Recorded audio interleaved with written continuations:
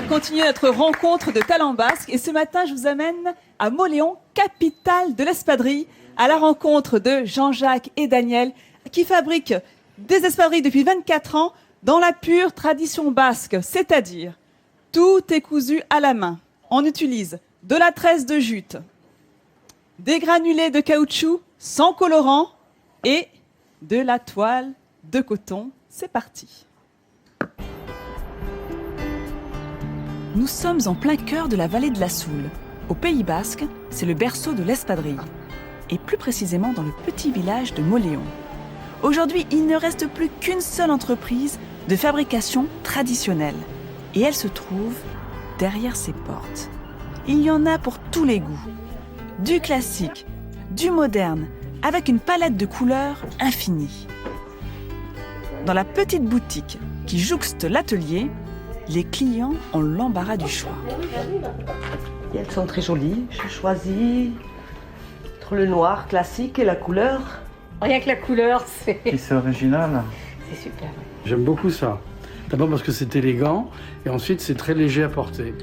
Daniel et Jean-Jacques tiennent la boutique. C'est un couple dans la vie et à l'usine. Ils fabriquent eux-mêmes toutes ces espadrilles dans la pure tradition artisanale du basque, cousu main. L'espadrille, Jean-Jacques la connaît sous toutes ses coutures. Il travaille dans cette usine depuis 25 ans. Ses journées sont rythmées avec le bruit de ses machines.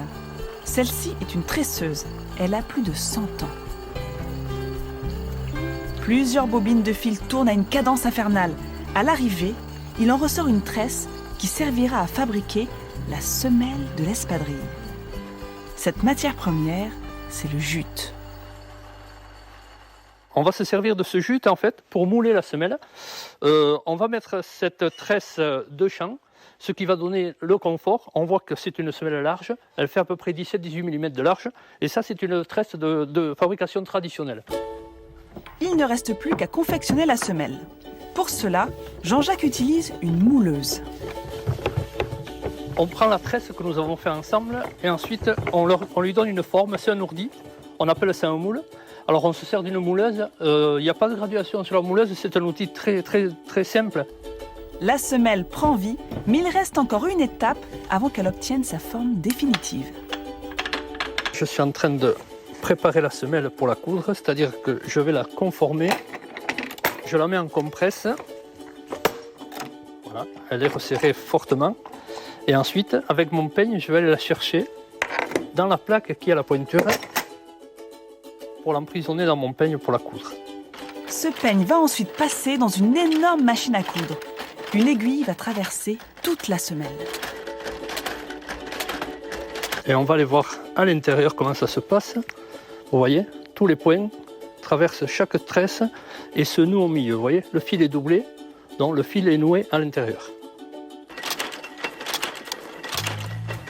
La semelle cousue, il faut désormais lui ajouter une couche de caoutchouc. Celui-ci est 100% naturel. Il se présente sous forme de granulés. Jean-Jacques les étale dans un moule et il dépose la semelle par-dessus. Dans ces moules qui ressemblent à des gaufriers, le caoutchouc va cuire à 180 degrés pendant 6 minutes. Une fois au four, Jean-Jacques surveille ses chaussures comme le lait sur le feu. C'est beaucoup touché aux odeurs, mais les bruits aussi de cuisson, vous voyez, ça ressemble bien à la cuisine. C'est moins goûteux quand même, mais... Une fois cuit, le caoutchouc est littéralement intégré à la semelle. La magie de cette cuisine, c'est qu'il n'y a pas de colle. Et regardez, ça pénètre partout. Vraiment, le caoutchouc, il ne demande qu'à s'infiltrer dans les fibres de la tresse. Là, je ne tiens pas trop parce que c'est très chaud. Jean-Jacques peut désormais passer à l'étape finale. Mais pour cette opération, il passe le relais à sa femme. Daniel va coudre le tissu en coton à la semelle. Il y a des petits nœuds qui se font là. Voilà. Daniel réalise cette opération à la main. Du fil, une aiguille et de la précision. Tout à l'œil, voilà. Donc le point, on essaie de le faire le mieux possible, sans trop d'écart possible. Il faut bien 1 heure pour coudre une paire d'espadrilles. Et quand les clients se bousculent dans la boutique, Jean-Jacques se lance lui aussi dans la couture. Il sait tout faire, car son métier, c'est toute sa vie. et sa plus grande fierté. Ça, j'ai appris de mon pays et j'essaie de le perpétuer si on peut, nous, de notre manière, quoi.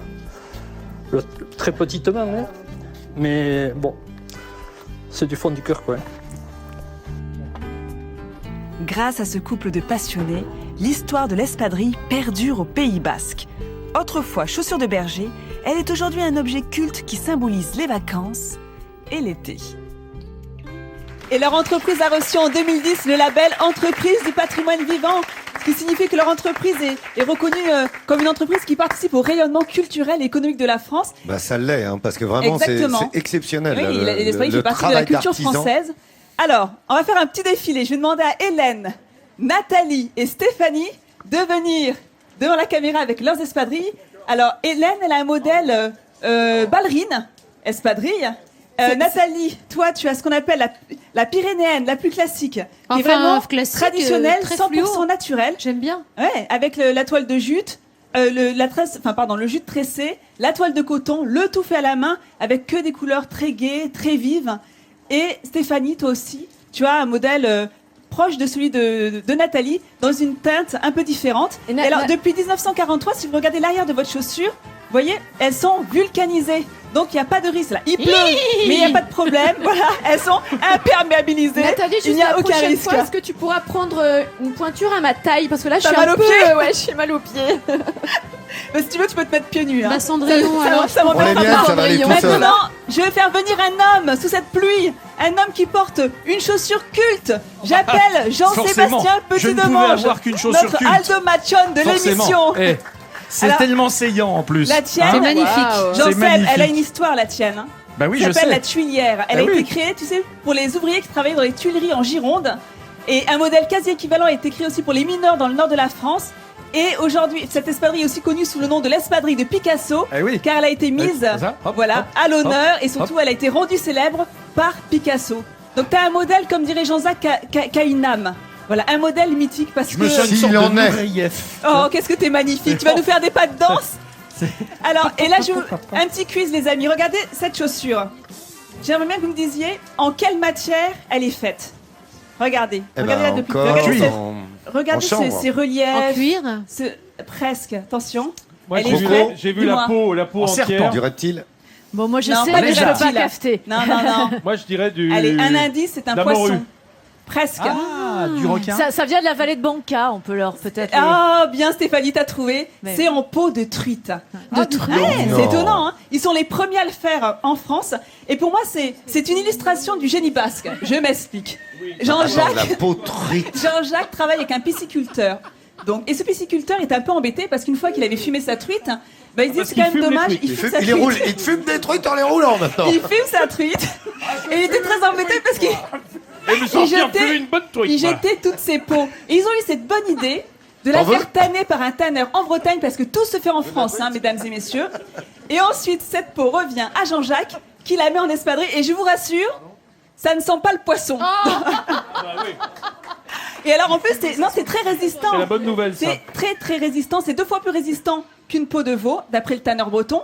Mais on la double avec du cuir de veau, parce que c'est plus agréable au contact du pied. Voilà, donc vive C'est très l'artisanat beau. français. Ils font partie de nos talents midi en France. Oui, On est vraiment très oui, fiers de les avoir oui. rencontrés. On les embrasse, ils sont à Moléon.